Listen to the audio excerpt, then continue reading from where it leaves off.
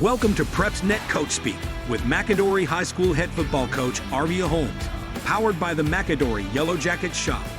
Visit mcadory.shop for all of your Yellow Jackets gear. Here's your host, Aubrey Johnson.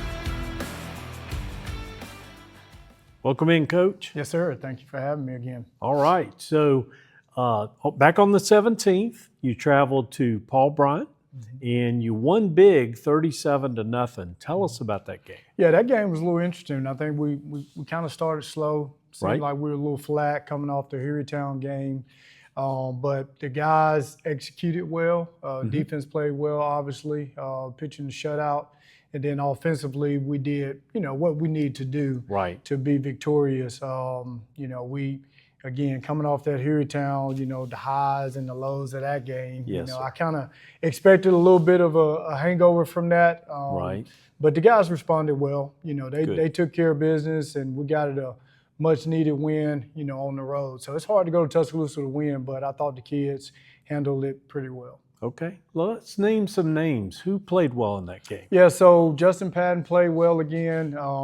Running backs, they played well. Defensively, holistically, those guys, they flew around and made some plays. And particularly in the run game, Paul Bryant, they sucked a lot of time off the clock, holding the ball and stuff. And so defensively, it was imperative that we could get off the field on third down and make the tackles that we need to make. So they did really good. Special teams, we played well. So as a whole, I think it was a good team win, and the guys played pretty good.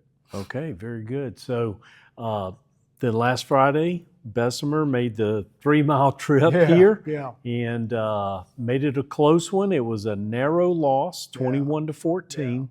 What happened in that one? Yeah, tough loss. It's one of those games where you look at it and think, man, if I can go back and do it all over again, there's some things that we would have done different. They exposed some of our weaknesses. They're really good at what they do.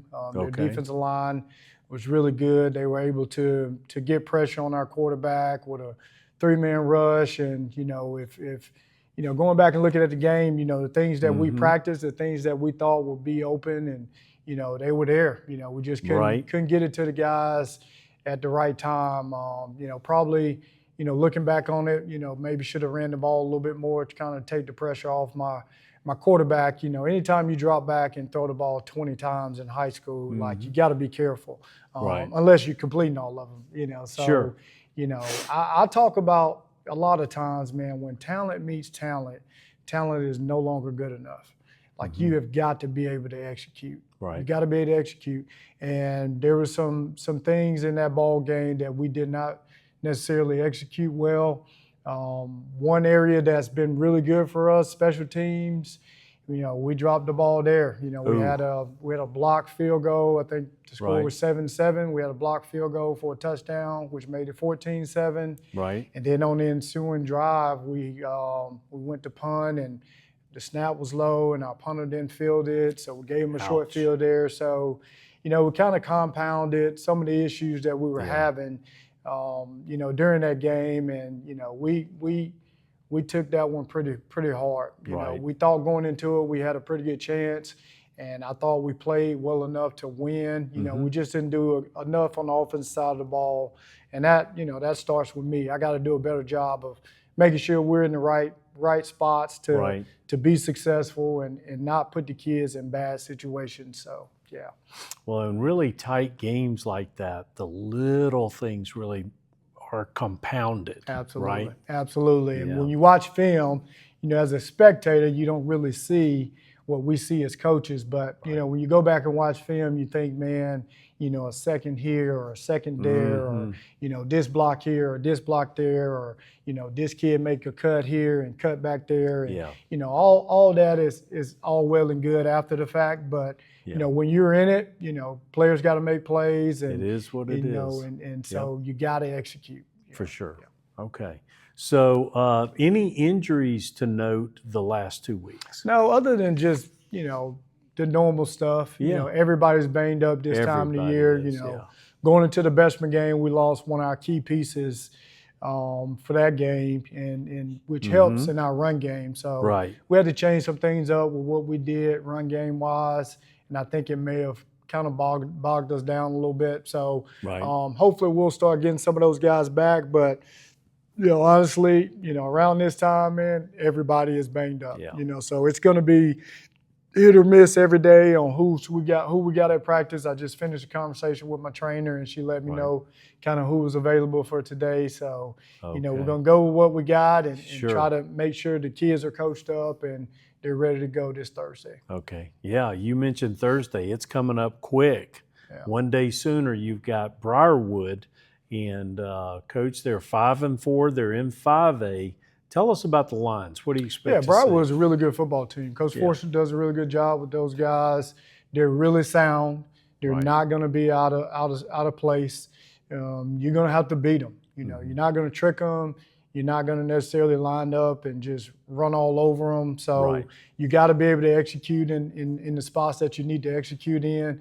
And at the end of the day, man, the joy is in winning. Right. Like, this week has been tough on not only myself and my family, but the coaches and the players, and because it's not fun to lose. So we got to find a way to get back in that winner slot and kind of get some momentum heading into the playoffs. But for Briarwood, we played them last year on their senior night, and they took care of business. Those kids were ready to go, and they were fired up, and they took it to us a little bit. So hopefully we can turn it around on them this time around and do the same. To be the senior night for our kids, and this senior group, they've been tremendous. We got a lot of good players in this senior group.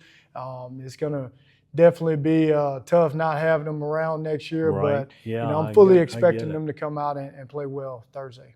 All right, so you mentioned the playoffs. They start the next week, and the first one you've got drawn up is Spain Park. And y'all are both 6-2. It's going to be, pretty evenly matched teams. What do you expect to see from the Jaguars? Well, first and foremost, I think,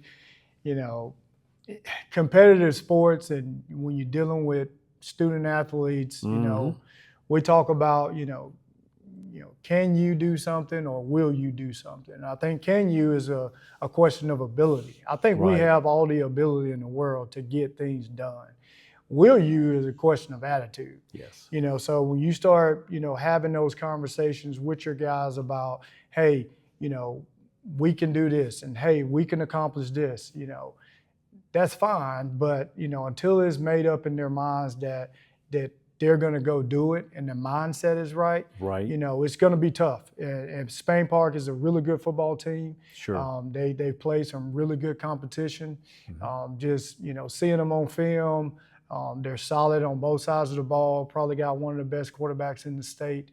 One of the best receivers in the state. So it's going to be a task, but we're fully expecting going over there and giving them everything we got. I think it's going to be a really good football game.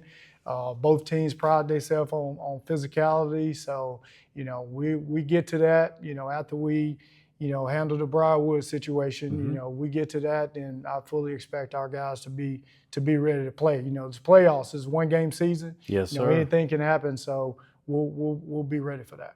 All right. Well, Coach, that's our show. We appreciate your time. And as always, we appreciate yours. Join us again in a couple of weeks for another McAdory edition of Coach Speak.